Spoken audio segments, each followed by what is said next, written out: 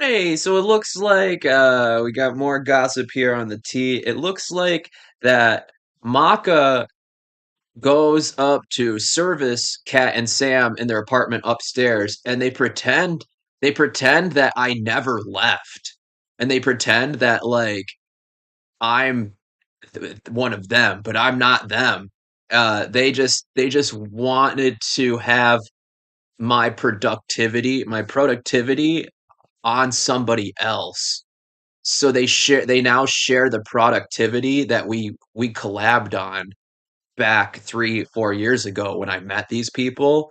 And then they are continuing to live that fantasy as if I'm still there and concurrently try to flip it on me if I as if I'm the bad guy. So they're always trying to justify their bad behavior by pretending I'm still in the room and I'm not in the room. But like they're trading sexual favors in argument over things that I suggest or like create right boundaries over, and they'll go deliberately beyond this partitioner of like enigmatic freedom, and they'll just like deliberately break the rules that I've set. So that's like a huge part of Michaela Gonzalez over there with Thomas Chapman and uh Kendella Sweet and Kat Kashi. And Michaela basically tried to take my job over as like mother hen, and they gave it to her.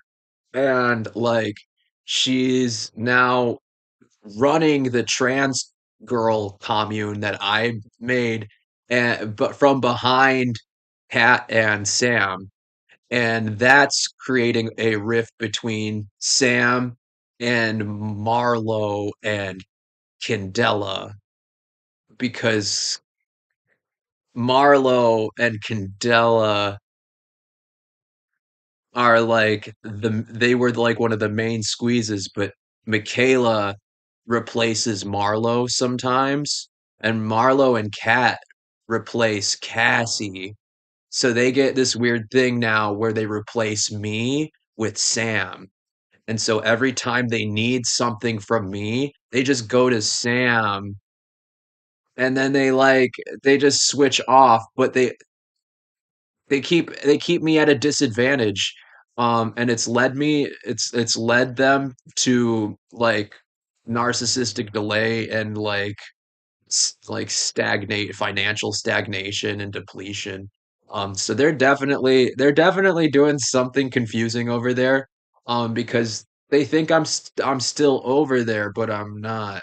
And so that got Maka into my upstairs neighbors' houses and Sadie's room and to Mars and like the Oracle Apothecary, and that gets Unique, the other neighbor, in. So they all know they're all tied to each other, and they are continuing to try to replace what I brought into the conversation at all as a lady, and like ours is better. And then they like run the bag on that formula, and it just it railroads anything that I've done, but I'm still here. So it's really confusing, and it's basically it all ends up on me because they're bankrolling my partitioner as a sport.